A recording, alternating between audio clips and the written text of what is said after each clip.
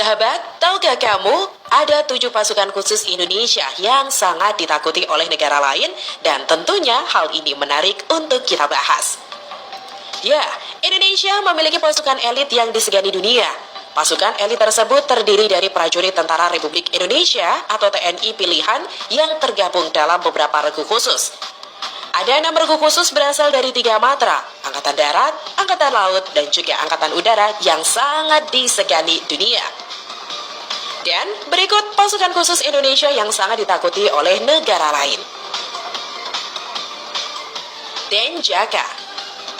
Datasemen Jalamangkara atau Denjaka merupakan datasemen penanggulangan teror aspek laut yang berasal dari TNI Angkatan Laut. Denjaka adalah satuan gabungan antara personel Komando Pasukan Katak atau Kopaska dan Batalion Intai Amfibi atau Taifib Korps Marinir TNI AL. Anggota Denjaka dididik di Bumi Marinir Cilandak, Jakarta Selatan dan tentu harus menyelesaikan suatu pendidikan yang disebut PTAL atau Penanggulangan Teror Aspek Laut. Lama pendidikan untuk menjadi anggota Denjaka adalah 6 bulan. Dikabarkan sahabat, tak banyak prajurit TNI yang bisa lolos dalam pendidikan untuk menjadi anggota Denjaka. Bahkan dari ratusan prajurit yang ikut pendidikan, hanya sekitar 50 yang terpilih menjadi anggota Denjaka. Sebab itulah anggota Denjaka wajib memiliki IQ tinggi dan harus kuat menjalani latihan keras dan tentu mengancam nyawa. Berdasarkan informasi yang dihimpun, satu anggota Denjaka bahkan setara dengan 120 prajurit biasa. Yontaifib. Batalion Intai Amfibi atau Yontaifib merupakan satuan elit Korps Marinir yang memiliki spesialisasi dalam operasi pengintaian amfibi atau Amphibious Reconnaissance. Salah satu program latihan bagi siswa pendidikan Intai Amfibi adalah berenang dalam kondisi tangan dan kaki terikat sejauh 3 km. Dari satuan ini kemudian direkrut lagi prajurit terbaik untuk masuk ke dalam datasemen Jalamangkara atau Denjaka, pasukan elitnya TNI Angkatan Laut. Kopaska. Komando Pasukan Katak atau Kopaska merupakan pasukan khusus dari TNI Angkatan Laut.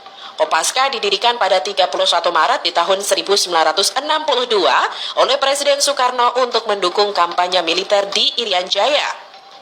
Saat ini, Kopaska terbagi menjadi 3 komando, yakni Satuan Komando Pasukan Katak Armada 1 di Pondok Dayung, Jakarta Utara, Satuan Komando Pasukan Katak Armada 2 di Surabaya, dan Satuan Komando Pasukan Katak Armada 3 yang ada di Sorong. Nah, sedangkan untuk tugas dari pasukan ini adalah peledakan atau demolisi bawah air termasuk sabotase atau penyerangan rahasia ke kapal lawan, dan juga sabotase pangkalan musuh, torpedo berjiwa atau kamikaze, penghancuran instalasi bawah air, pengintaian, mempersiapkan pantai pendaratan untuk operasi amfibi yang lebih besar, serta anti-teror di laut atau maritime counter-terrorist.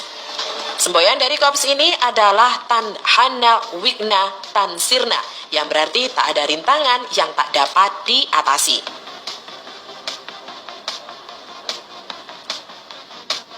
Max Haas. Korps Pasukan Lantas TNI Angkatan Udara atau Paskhas TNI AU dengan nama sebutan lain Baret Jingga merupakan pasukan khusus yang dimiliki TNI AU. Paskhas merupakan satuan tempur darat yang berkemampuan 3 matra, yaitu udara, laut, serta darat. Nah, setiap prajurit Paskhas diharuskan minimal memiliki kualifikasi para komando atau parako untuk dapat melaksanakan tugas secara profesional. Kemudian ditambahkan kemampuan khusus ke matra udaraan sesuai dengan spesialisasinya. Paskhas juga memiliki ciri khas tugas tambahan yang tidak dimiliki oleh pasukan lain, yaitu operasi pembentukan dan juga pengoperasian pangkalan udara depan atau OP3UD, yaitu merebut dan mempertahankan pangkalan, dan untuk selanjutnya menyiapkan pendaratan pesawat serta penerjunan pasukan kawan. Paskhas juga bertugas membina kekuatan dan juga kemampuan satuan Paskhas sebagai pasukan matra udara untuk siap operasional dalam melaksanakan perebutan sasaran dan pertahanan objek strategis Angkatan Udara, pertahanan udara, operasi khusus dan khas matra udara dalam operasi militer atas kebijakan Panglima TNI. Ton Taipur. Peleton Intai Tempur atau Ton Taipur merupakan pasukan berkualifikasi intelijen tempur Kostrad. Pembinaan satuan ini berada di Yon Satria Sandiyuda dan dalam pengoperasian di bawah kendali Panglima Kostrad yang berkemampuan Trimatra. Anggotanya juga direkrut dari satuan-satuan yang berdinas di Kostrad.